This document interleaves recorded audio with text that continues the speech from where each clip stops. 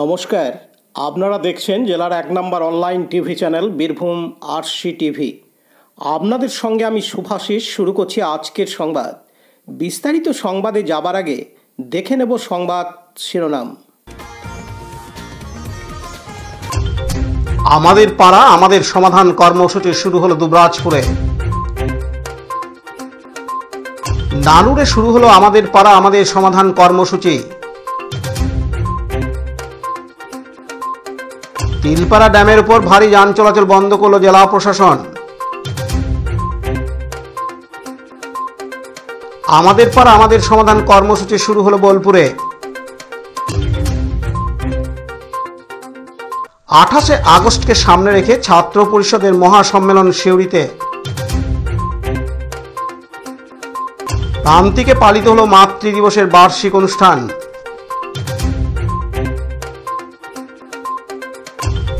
বিজেপির মিছিল থেকে তৃণমূলের পোস্টারে কালি ছিটিয়ে দেওয়ায় রণক্ষেত্র সিউড়ি। রাজ্যের মুখ্যমন্ত্রী মমতা বন্দ্যোপাধ্যায়ের অনুপ্রেরণায় শুরু হলো আমাদের পাড়া আমাদের সমাধান ক্যাম্প। রাজ্যের পাশাপাশি দুবরাজপুর পৌরসভা এলাকাতেও এই ক্যাম্প আজ শনিবার 2রা আগস্ট থেকে শুরু হয়েছে, চলবে নভেম্বরের 3 তারিখ পর্যন্ত। আজ মাঙ্গলিক অনুষ্ঠান ভবনে দুবরাজপুর পৌরসভার 1 নম্বর ওয়ার্ডে ক্যাম্প চলছে। প্রত্যেক ওয়ার্ডে ক্যাম্প হবে এবং তা 26 আগস্ট শেষ হবে। পরবর্তীতে 23 নভেম্বর পর্যন্ত এই ক্যাম্পে নানান কর্মসূচি চলবে। এলাকার নানান সমস্যার সমাধান নিয়ে ক্যাম্প শুরু হয়েছে। রাখা হয়েছে কমপ্লেন বক্স। দুবরাজপুর পৌরসভার 1 নম্বর ওয়ার্ডে আমাদের পাড়া আমাদের সমাধান ক্যাম্পের উদ্বোধন করেন দুবরাজপুর পৌরসভার চেয়ারম্যান পীযূষ পাণ্ডে। সঙ্গে ছিলেন দুবরাজপুর পৌরসভার ভাইস চেয়ারম্যান মির্জা শওকত আলী, তৃণমূলের দুবরাজপুর শহর সভাপতি স্বরূপ আচার্য, কাউন্সিলর বনমালী ঘোষ, শেখ নাজির উদ্দিন, সাগর কুন্ডু সহ পৌরকর্মীরা। লালটু মুখার্জির report, Birbhum RC TV, Dubrajpur. রাজ্যের মুখ্যমন্ত্রী মমতা বন্দ্যোপাধ্যায় আমাদের জেলায় এসে প্রশাসনিক বৈঠক থেকে জানিয়ে দিয়েছিলেন 2রা আগস্ট থেকে শুরু হবে নয়া প্রকল্প আমাদের পাড়া আমাদের সমাধান। আর সেই মতো সেই কর্মসূচি শুরু হলো আজ বীরভূমে। ভারতবর্ষের ইতিহাসে প্রথম আপনাদের পাড়ায় কি প্রয়োজন, উন্নয়ন কিভাবে হবে তার সমাধান করবেন আপনি নিজেই। মুখ্যমন্ত্রীর নির্দেশ মতায় শনিবার 2রা আগস্ট থেকে শুরু হলো পাড়াই সমাধান কর্মসূচি। 3টি বুথ মিলে একটি ক্যাম্প। সেই ক্যাম্পে থাকছেন জনপ্রতিনিধি, সরকারি আধিকারিক ও কর্মীরা। পাড়ার মানুষের কি প্রয়োজন? গ্রামের রাস্তার মোড়ে মাথায় লাইট জ্বলছে না, অভিযোগ জানান পাড়াই কর্মসূচিতে, নিমেষেই মিলবে সমাধান। আমাদের পাড়া আমাদের সমাধানের কর্মসূচিতে আজ শনিবার 2রা আগস্ট নানুর বিধানসভার অন্তর্গত সিঙ্গি অঞ্চলে ঘিদ গ্রামে অজয় নদীর যে বাঁধ রয়েছে তা ভাঙন দেখা দিয়েছে। ওই বাঁধ পরিদর্শনে গিয়েছিলেন বীরভূম জেলা পরিষদের সভাধিপতি ফায়জুল হক কাজল শেখ ও নানুরের বিধায়ক বিধানচন্দ্র মাঝি সহ অন্যান্য তৃণমূলের নেতৃত্ববৃন্দ। ওই বাঁধ যত তাড়াতাড়ি মেরামতির আশ্বাস দেন। এদিন বীরভূম জেলা পরিষদের সভাধিপতি ফায়জুল হক কাজল শেখ জানান, বিধানসভার বোলপুর শ্রীনিকেতন ব্লকের সিঙ্গি পঞ্চায়েতের ঘিদোয়া গ্রামে পাড়ায় সমাধান কর্মসূচি ছিল। সেই কর্মসূচিতে আমি এবং আমার বিধায়ক, নানু বিধানসভার বিধায়ক, গ্রাম পঞ্চায়েতের প্রধান, বোলপুর শ্রীনিকেতন পঞ্চায়েত সমিতির সভাপতি শুরু করে তিস্তর গ্রাম পঞ্চায়েতে উত্তীর্ণ সমস্ত জনপ্রতিনিধি এবং পঞ্চায়েত এবং ব্লকের আধিকারিকরা সবাই উপস্থিত আছেন। তো গ্রামের মানুষের সমস্যার সমাধানের জন্য এই পাড়ায় সমাধান কর্মসূচি আমাদের মাননীয় মুখ্যমন্ত্রী মাননীয় মমতা বন্দ্যোপাধ্যায় ডিক্লেয়ার করেছেন। তো পাড়ায় সমাধান কর্মসূচি আমরা এসেছি, তখন পাড়ার লোকের একটা অভিযোগ আছে যে ঘিদো গ্রামে যে বাঁধটা মাত্র কয়েক মাস আগে তৈরি হয়েছে বা এটাকে মেরামত করা হয়েছে, সে বাঁধটা পুনরায় ধসে গেছে। সেটা দেখার জন্য আমাদেরকে রিকোয়েস্ট করলো। আপনাদের জানা আছে আমাদের নানু বিধানসভার সম্মানীয় বিধায়ক বারবার বিধানসভায় এই অজয় নদীর যে বাঁধের অবস্থা খারাপ তার জন্য আমাদের মাননীয় মুখ্যমন্ত্রী মাননীয় মমতা বন্দ্যোপাধ্যায়ের কাছে দরবার করেছেন এবং তিনি এই বাঁধ নির্মাণের জন্য কমসে কম 10 কোটি টাকা বরাদ্দ করেছেন এবং কাজ হয়ে গেছে এবং এখন বর্তমানে প্রায় 3 কোটি টাকার উপর কাজ চলছে। স্বভাবতই এই কাজটাও কিন্তু আমাদের বিধায়কের তত্ত্বাবধানে বিধানসভা থেকে ইরিগেশন ডিপার্টমেন্টে কাজটা দেওয়া হয়েছিল। যাই হোক, কোনো কারণবশত এটা ধসে গেছে। কি জন্য ধসে গেছে, কেন ধসে গেছে সেটা আমরা জানি না। কয়েকদিন আগে এই গ্রামে যারা জনপ্রতিনিধি আছে আমাকে ফোন করেছিল, আমি ইরিগেশন ডিপার্টমেন্টের সঙ্গে যোগাযোগ করি, তারা এসেছিল, তত্ত্বাবধান করে গেছে এবং এখানে পাইলিং করতে হবে, কারণ পাশে যে গর্ত আছে এটা 10 থেকে 15 ফুট গর্ত থাকার জন্য এই বাঁধটা থাকছে না বা টিকছে না। যদি বৃষ্টিপাতের পরিমাণ বেশি হয় বা অজয় নদীর জল আরও পরিমাণ বাড়ে, তাহলে এখানটা একটা ভাঙার আশঙ্কা আছে, পার্শ্ববর্তী গ্রামগুলো ক্ষতির আশঙ্কা আছে। সেই চিন্তা ভাবনা করে আমি বিধায়ক সাহেবকে সঙ্গে নিয়ে যেখানে জানানোর সেখানে আমরা জানাবো, আমরা ইরিগেশন ডিপার্টমেন্টে জানাবো, প্রয়োজনে আমরা মাননীয় মুখ্যমন্ত্রী মাননীয় মমতা বন্দ্যোপাধ্যায়ের কাছে দরবার করব যেন ঘিদ গ্রামের এই বাঁধটা অতি দ্রুত মেরামত করা যায়। পাড়াই সমাধান মানে শুধু পাড়াই সমাধান নয়, এরিয়ার যে সমাধান সেগুলো আমাদের করার নির্দেশ তিনি দিয়েছেন। কাজী আমিরুল ইসলামের রিপোর্ট, বীরভূম RCTV নানুর। তিলপাড়া ব্রিজের উপর 14 নম্বর জাতীয় সড়কে ভারী যান চলাচল বন্ধ করে দিল জেলা প্রশাসন। বাস যাত্রীদের নামিয়ে দিয়ে ফাঁকা বাস ব্রিজের উপর দিয়ে পার করে তারপর ফের যাত্রী তোলা হবে। লরি ডাম্পার যাতায়াত করবে ঘুরপথে। ছোট 4 চাকা গাড়ি অবশ্য ওই পথেই চলবে।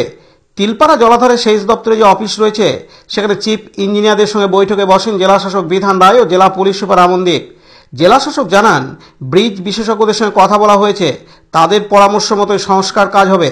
ঝাড়খণ্ডের দুমকা জেলা এবং এ রাজ্যের বিভিন্ন জেলার আধিকারিকদের সঙ্গে কথা বলা হবে। এদিন তিনি আরও জানান, সেই জন্য করা হচ্ছে।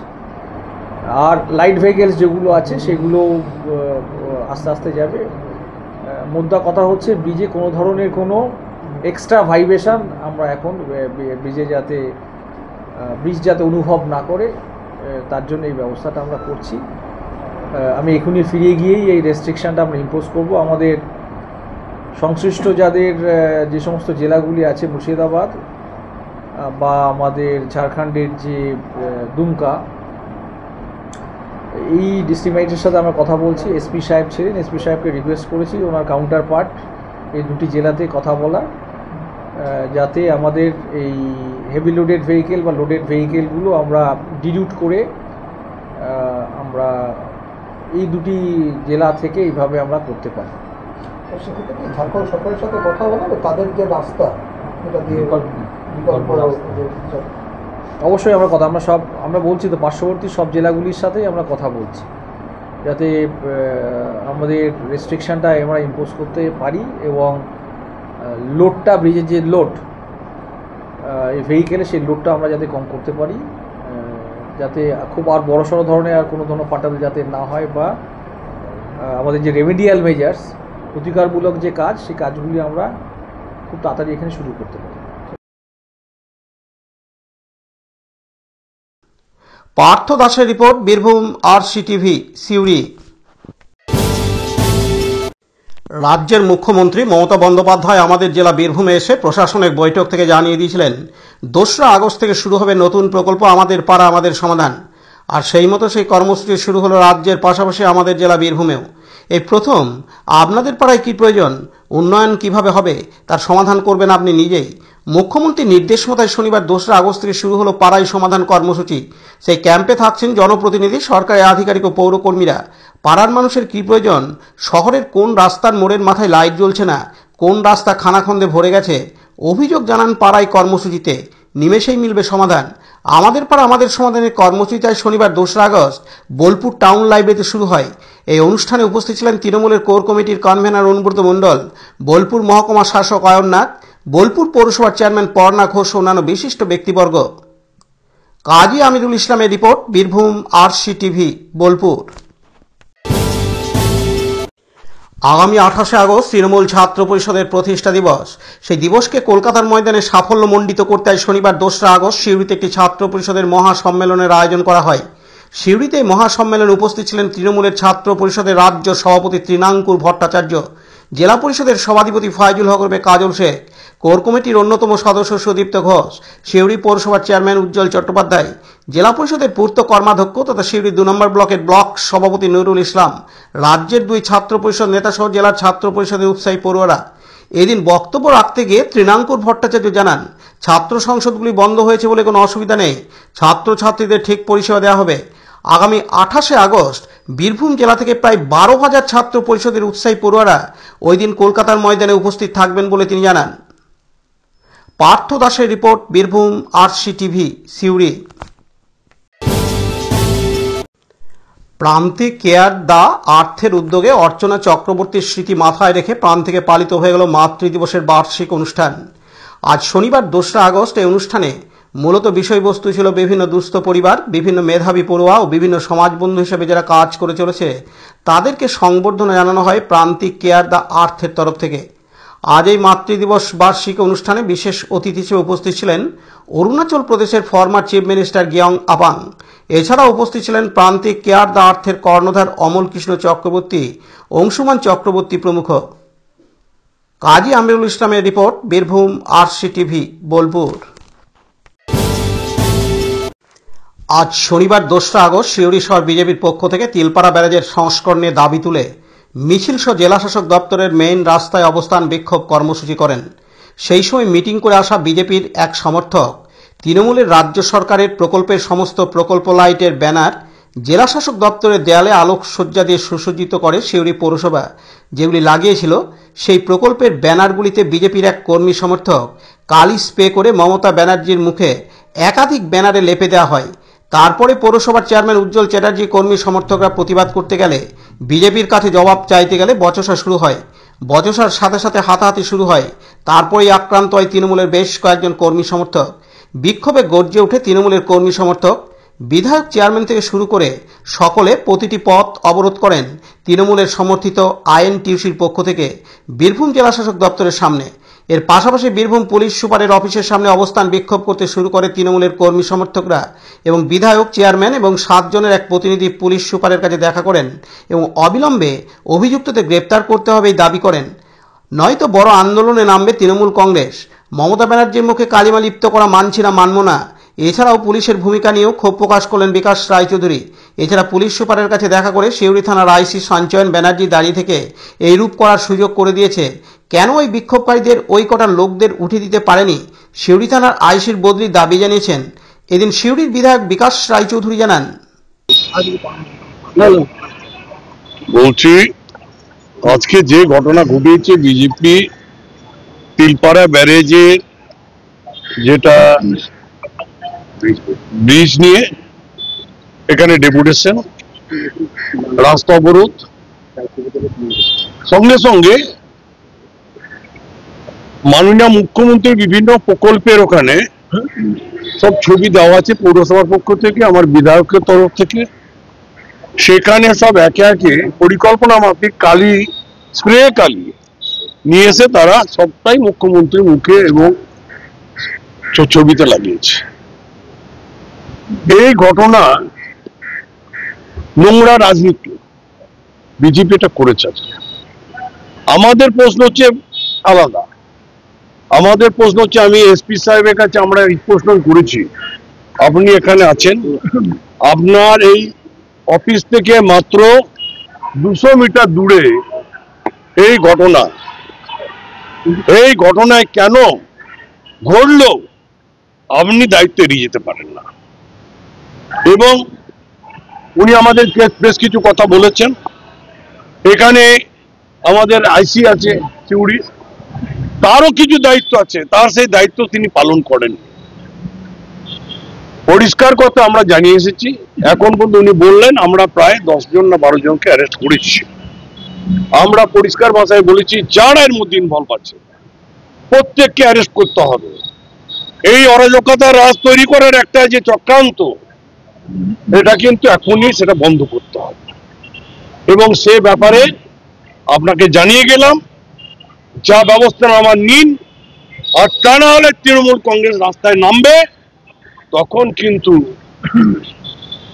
আমরা কিন্তু কোনো কথা কারু শুনবো না।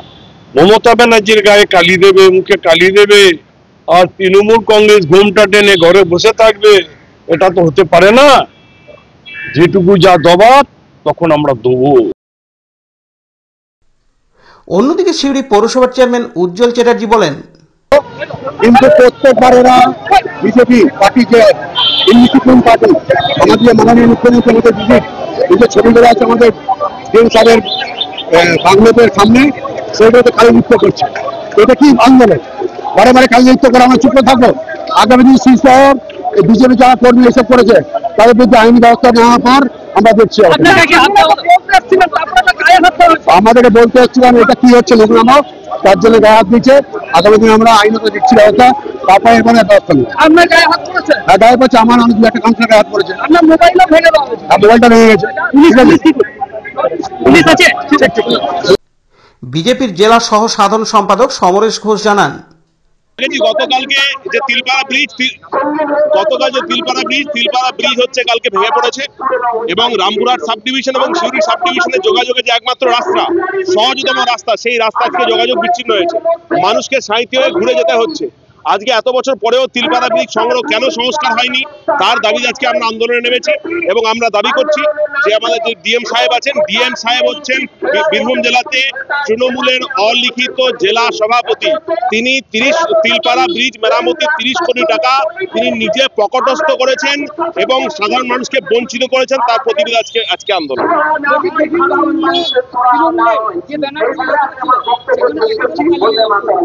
সেটা দেখুন, মানুষের মনের মধ্যে যখন প্রচন্ড হতাশা আসে, আজকে আমাদের স্বপ্ন চুরি গেছে, 26,000 মানুষের চাকরি চুরি গেছে, এখানে কলকারখানা নেই, শিল্প কলকারখানা নেই।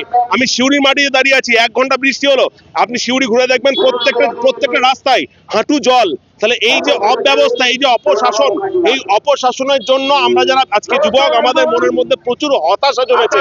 সেই হতাশার ফলস্বরূপ আজকে আমরা সেই হতাশাটাকে ওইভাবে বের করেছি। জানি ব্যাপারটা বেআইনি, তবুও গণতন্ত্রে আমার প্রতিবাদ করার অধিকার আছে, আমি গণতান্ত্রিক অধিকার প্রয়োগ করেছি।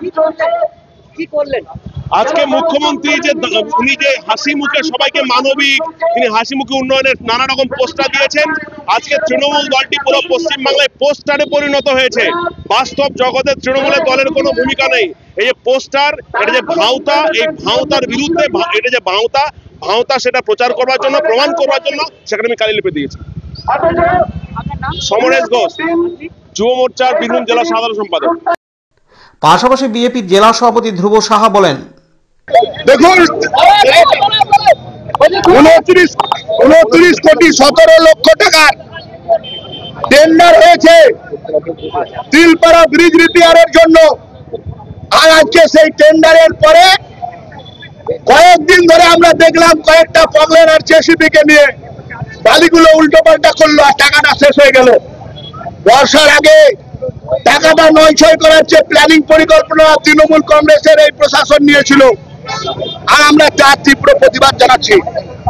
আমরা বলতে চাই, এই যে তোলাবাজের তৃণমূল আর এই সরকার, বীরভূমের জেলা প্রশাসন, বকলমে বীরভূমের তৃণমূলের জেলা সভাপতি বিধান রায় ডিএম সাহেব, উনি কি কারণে 29 কোটি 17 লক্ষ টাকা লুট করতে দিলেন?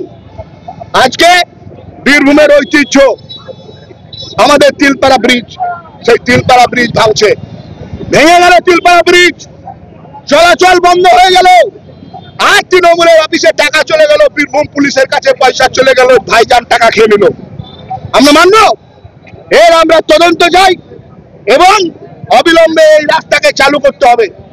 সাঁইথিয়া দিয়ে রাস্তায় গাড়ি যাচ্ছে, আর সাঁইথিয়া তৃণমূল যেভাবে টাকা তুলছে, সেই টাকা আমরা তুলতে দেবো না। যদি এখানে যে যতদিন রিপেয়ারিং না হবে, ওখানে যদি গাড়ির টাকা তোলা হয়, তাহলে আমরা বীরভূমকে অচল করে দেবো। আমরা অচল করে দেবো বীরভূমকে, আমরা অচল করে দেবো বীরভূমকে।